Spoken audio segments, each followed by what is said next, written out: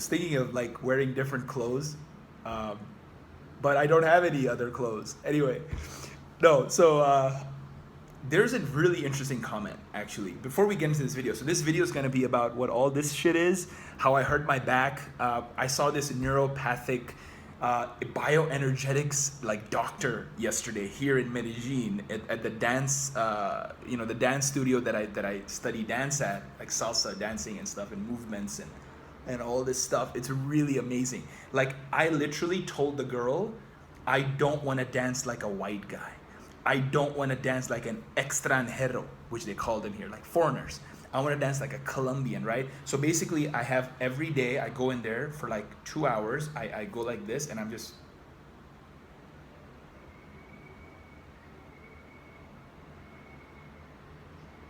right? I'm practicing very subtle movements. Like, I do this, this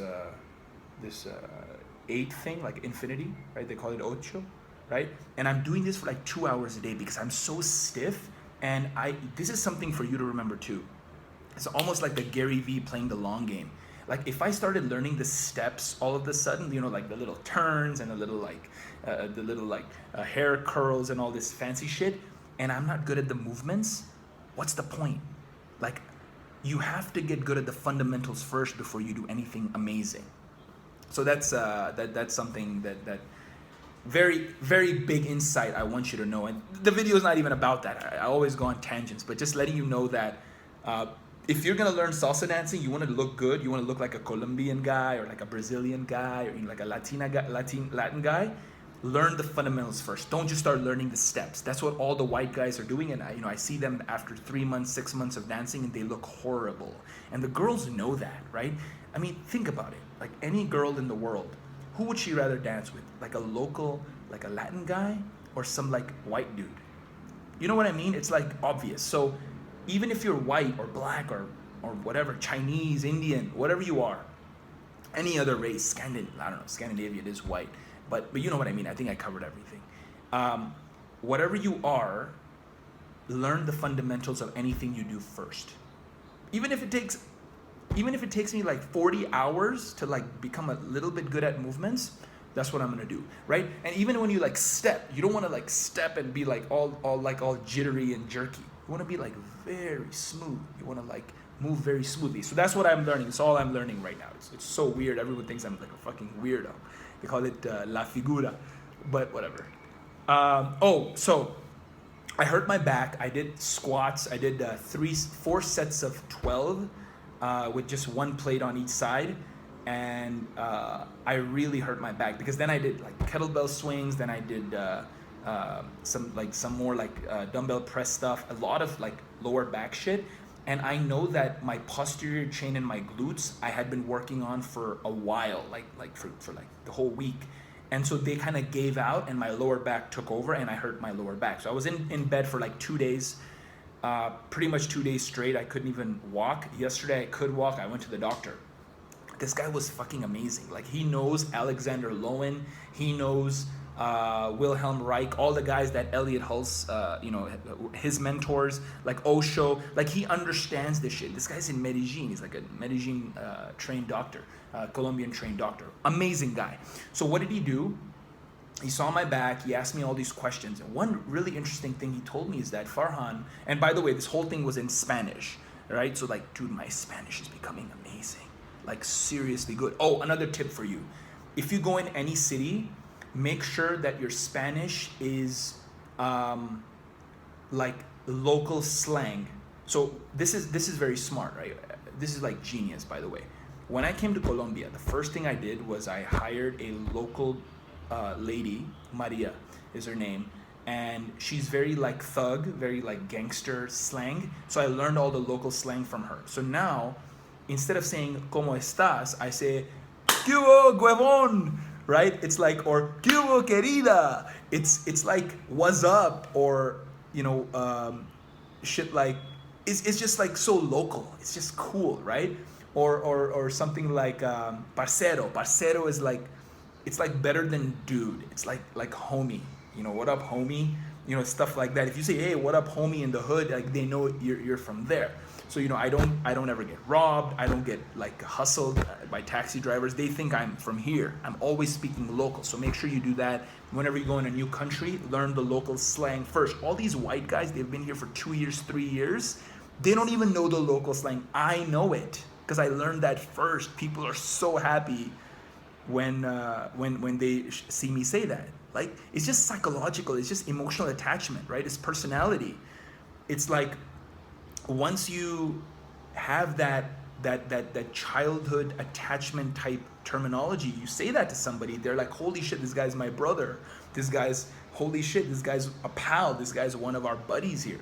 So very, very important. Now, I went to the doctor. He asked me about what stresses I've had because he says a lot of pain in the body that is triggered even through like exercise might be caused by deep stress from childhood. So I told him, about like the whole inner chode story with that girl. Kyle sometimes doesn't bleep it out, so I have to do it myself. So I told him about that. I told him about my great grandma dying when I first came here. I told him about like just all the fear of approaching girls, the fear of not being insecure with my masculinity. I told him about all the pain, and he said that I should write a letter to the girl and tell her that I forgive her and thank her for whatever she's helped me with. And I already wrote that letter to your inner chode, and I already kind of like, and I'm ahead of the guy basically, but I'm still gonna write a letter again because I think it's still in me, and I might have to write a letter all throughout my life.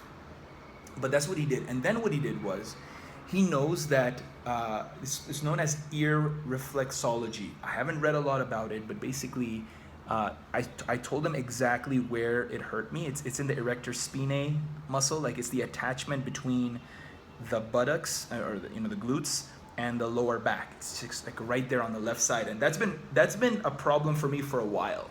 It might be because of my leg lift.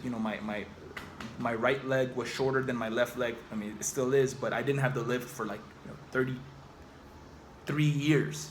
Yeah, 33 years, and then I got it at 33. So, I know there's an SI joint problem. There's like my spine is like pushing into my SI joint. There's issues. So what he did was he knows that. So what he told me is that, look, it's a baby, right? Like this looks like a baby in the womb. And then he goes, and then he's like, oh, this is the back, right? And then this is like, I think either this is the brain or this is, I think this is the brain. I'm not really sure.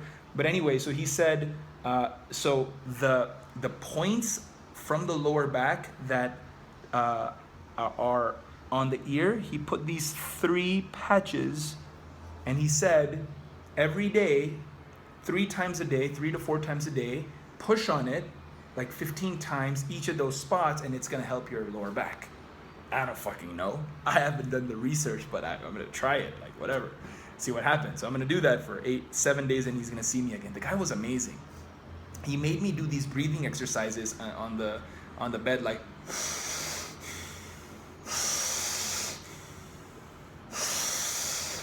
I did that for like 2-3 minutes, and then he played some music. He put it in my ear. I'm gonna show you the YouTube. I'm gonna link that in the description too, so you can do it at home. And then so I did that for like 2-3 minutes. He said, don't do it too much because you're gonna get dizzy, and I did. And then he put this in my ear, and I listened to that music for like another 5 minutes, where I was breathing like